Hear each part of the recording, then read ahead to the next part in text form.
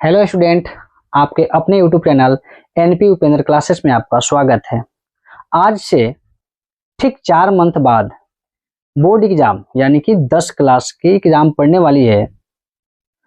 उसको देखते हुए मैं एक एग्जाम ओरिएंटेड टॉपिक त्रिकोणमिति लेकर आया हूं, जिसका आज संपूर्ण सूत्र लिखाऊंगा, जिसे आप लोग भी मेरे साथ नोट करेंगे, जो आपके एग्जाम में बहुत ही उपयोगी होंगे। जो आज मैं अभी आपको बताने जा रहा हूं। सबसे पहले एक समकोण त्रिभुज ड्रॉ करेंगे।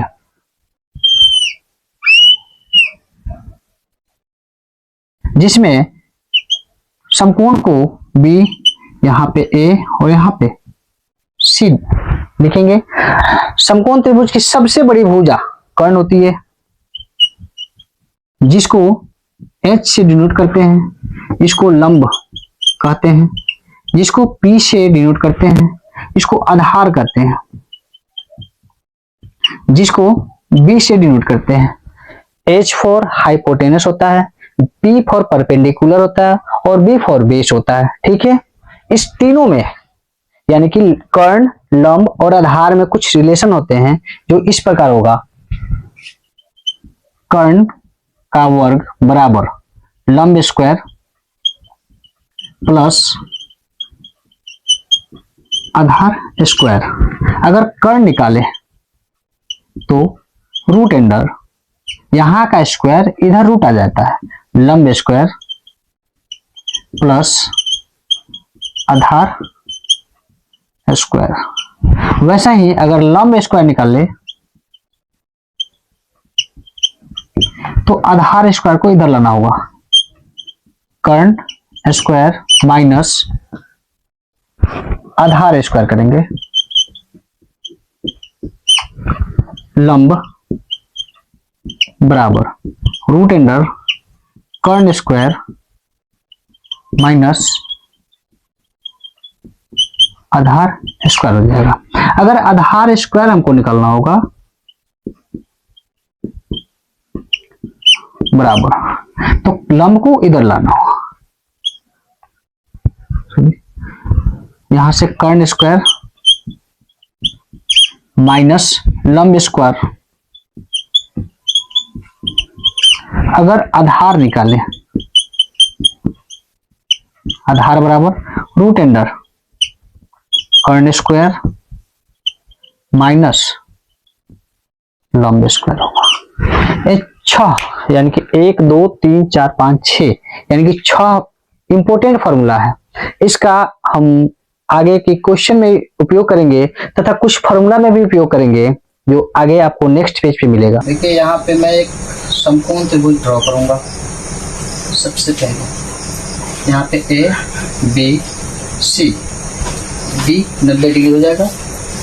अगर ए के लिए जाए, कोण ए के लिए जाए, कोण ए के लिए, कोण ए के लिए लंब कौन होगा? कोण ए के सामने जो भुजा होगा, ये क्या होगा? लंब होगा। लंब होगा। सबसे बड़ी भुजा कर्ण होता ही है, कर्ण हो जाएगा। और जो भुजा बच गया वो क्या होगा? आधार होगा। यानी कि सी के सामने क्या हो जाएगा? इसको आधार। क्यों? क्योंकि कोण ए की चर्चा हम कर रहे हैं, तो ए के लिए लंब इसके सामने होता है। लंब कौन होगा? बीसी हो जाएगा। आधार ए बी हो जाएगा और एसी क्या हो जाएगा? कर्ण होगा। तो ए के लिए क्या होगा? लंब जो होगा, लंब बराबर बीसी हो जाएगा। आधार हो जाएगा, आधार जो होगा क्या? ए बी हो जाएगा। और सबसे बड़ी भुजा कर्ण होती है, तो कर्ण बराबर हो जाएगा AC। ठीक है, सेम वैसा ही एक और फिगर ड्रॉ करेंगे। A B और C, ये 90 डिग्री हो जाएगा। इसके सामने 90 डिग्री के सामने कर्ण होता है। और कोण C के लिए, कोण C के लिए क्या होगा? कोण C के सामने वाली जो भुजा होगा वो लंब होगा। यानी कि इसके सामने जो होगा लंब। कोण C के सामने वाले भुजा लंब होता है, यानी कि AB। आधार हो जाएगा BC, और यहाँ पे भी कर्ण क्या हो जाएगा AC क्योंकि चेंज नहीं होगा, क्योंकि त्रिभुज, संपूर्ण त्रिभुज की सबसे बड़ी भुजा कर्ण ही होती है, तो कर्ण चेंज नहीं होता है। अब मैं बताऊंगा कि त्रिकोणमितीय अनुपात यानी कि जो होता है sine cos tan cosec sec और कोट होता है, उसको समझाने जा रहे हैं।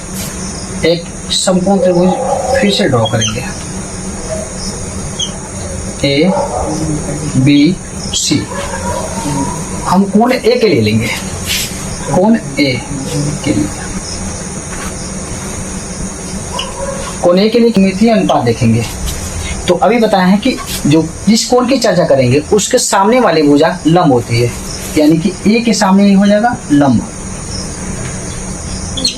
एक तो कर्ण हो जाएगा और जो बचेगा वो आधार हो जाएगा। ठीक है, साइन A बराबर होता है लंब बटा कर्ण। तो A के लिए लंब कौन सा हो जाएगा, A के लिए लंब BC,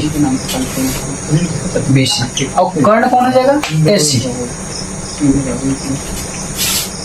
कॉस A के लिए आधार बटा कर्ण, यहाँ पे आधार कौन हो जाएगा AB हो जाएगा, बटा कर्ण कौन है AC है, टेन A बराबर होता है लंब बटा आधार, यानी कि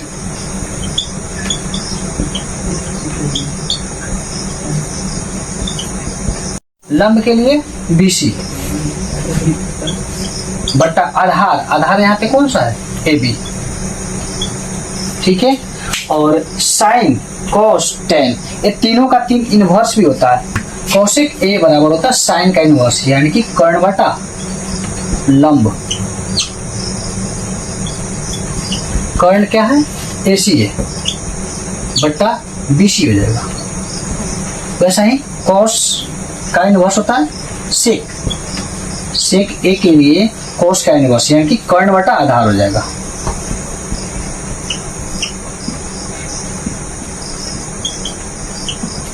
यानी कि AC बटा AB।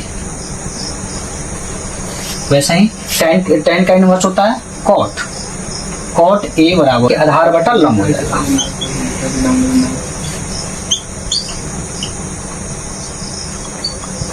यानी कि AB बटा BC, sine A into cosec A बराबर 1 होता है, या sine A equal to 1 by cosec A होता है। वैसा ही cos A into sec A equal to 1, cos A equal to 1 by sec होता है। Tan A into cot A equal to 1 होता है, tan A equal to 1 by cot A होता है। ठीक है, वैसा ही कोसेक 90 माइनस थीटा बराबर सेक थीटा होता है। सेक 90 माइनस थीटा बराबर कोसेक थीटा होता है। कुछ त्रिकोणमितीय अनुपात है और थीटा के लिए जो मान होता है उसको नेक्स्ट पेज पे लिखते हैं, और एक डायग्राम बनाकर इसको आप लोग भी नोट कीजिएगा। और इस सारणी को पूरा करने से पहले कुछ और फॉर्मूला पे चर्चा कर लेते हैं। टेन A इक्वल टू होता है साइन A बटा कॉस A। अगर इसको कॉसेक और सेक के टर्म में लिखे तो हो जाएगा सेक A बटा कॉसेक A। वैसा ही कॉट के बारे में लिखे, कॉट A, तो कॉट A जो होता है टेन का इनवर्स होता है, तो कॉस ऊपर जाएगा और साइन नीचे जाएगा, कॉस A बटा साइन A। अगर सेक और कॉसेक का टर्म में लिखे तो कॉसेक बटा सेक हो जाएगा। ठीक है, अब इसके बाद इस सारणी को नोट करते हैं और इस सारणी को देखेंगे कि जीरो का मान यानी कि साइन जीरो का मान कितना होगा, साइन 30 का मान कितना होगा, साइन 45 का मान कितना होगा। ठीक है, साइन जीरो का मान 0 होता है, साइन 30 का मान 1/2 होता है, साइन 45 का मान 1/√2 होता है, साइन 60 का मान √3/2 होता है और साइन 90 का मान 1 होता है। ठीक है, अगर कोस को लिखे, कोस ए के लिए यानी कि कोण ए के लिए लिख रहे हैं ना, तो कोस ए के लिए क्या होगा, जो 1 लिखे हैं यहां आ जाएगा 1, इसको लिख देंगे √3/2, सेम रहेगा 1/√2, ये आ जाएगा यहाँ पे 1/2 और ये आ जाएगा 0। ठीक है, और tan के लिखे तो अभी लिखे tan a बराबर होता है साइन a बट्टा कोस ए, यानी कि साइन a बट्टा कोस ए 0/1 0 ही होता है। अगर इतना बट्टा इतना करेंगे 2 से 2 कट जाएगा, 1/√3 बचेगा, 1/√3 बचेगा। यहां से √2 और √2 कट जाएगा, यहां भी 1 बचेगा, यहां भी 1 बचेगा, तो क्या बचेगा 1 हो गया। यहां से 2 2 कट गया क्योंकि दोनों हर में 2 है तो दोनों कट जाएंगे और यहां बचेगा √3। अगर 1 और बट्टा 0 किसी के बट्टा में 0 नहीं हो सकता है, वो क्या हो जाएगा अपरिभाषित हो जाएगा। ठीक है, कोसेक ए के लिए लिखे तो साइन का क्या होता है इनवर्स होता है, इसके बट्टा कुछ नहीं है तो 1 है ना, 1 ऊपर जाएगा 0 नीचे आएगा, 0 किसी के बट्टा नहीं हो सकता है तो इसका भी क्या होगा अपरिभाषित हो जाएगा। इसका अगर इनवर्स लिखिए तो 2 ऊपर जाएगा 1 नीचे आ जाएगा, यानी कि 2 आ जाएगा यहाँ पे। इसका भी वैसे लिखेंगे और √2 हो जाएगा, इसका 2 ऊपर जाएगा और √3 नीचे जाएगा, यानी कि 2/√3 हो जाएगा और 1/1 यानी कि 1 ही हो जाएगा। सेक ए के लिए लिखिए तो कोस का इनवर्स होता है, इसके बट्टा कुछ नहीं है तो 1 है ना, तो 1/1 1 ही होता है। ठीक है, यहाँ 2 ऊपर जाएगा √3 नीचे, 2/√3 हो जाएगा, यहाँ से √2 और बट्टा 1 लिखे या ना लिखे कोई फर्क नहीं पड़ता, यहाँ से 2 हो जाएगा और 0 इसके बट्टा भी 1 बचा है, 1 ऊपर जाएगा 0 नीचे आएगा तो क्या होगा ए भी अपरिभाषित हो जाएगा। ठीक है, कोट ए के लिए tan का इनवर्स होता है, इसके बट्टा 1 है तो 1/0 ये भी क्या होगा अपरिभाषित होगा। यहां से देखे तो √3 ऊपर जाएगा और 1 नीचे आएगा, 1 का कोई मतलब नहीं बनता है, यहाँ से 1 का 1 लिखेंगे और √3 इसके बट्टा 1 है, 1 ऊपर जाएगा √3 नीचे आएगा, यानी कि 1/√3। यहां से अपरिभाषित, अभी अपरिभाषित का मतलब क्या होता है, अपरिभाषित का मतलब होता है ऊपर कुछ भी हो यानी कि अंश में कुछ भी हो, हर में 0 अगर आ जाए तो क्या होगा अपरिभाषित होगा, यानी कि यहाँ अपरिभाषित में 0 नीचे है, अगर इन्वर्स करेंगे तो 0 ऊपर चला जाएगा। ठीक है, सारणी पूरा हुआ। इस प्रकार मैं संपूर्ण त्रिकोणमिति सूत्र एक वीडियो में समाप्त किया।